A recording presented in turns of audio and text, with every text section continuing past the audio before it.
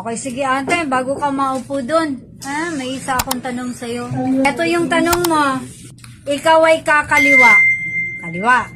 Pupunta sa garahe. Ano ang una mong dapat gawin?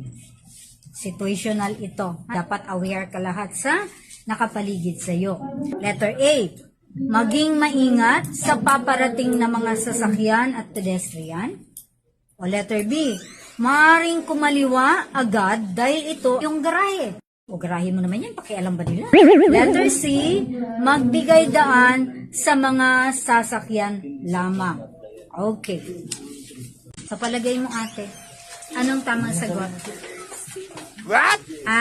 Ate, ang tamang sagot ay letter A.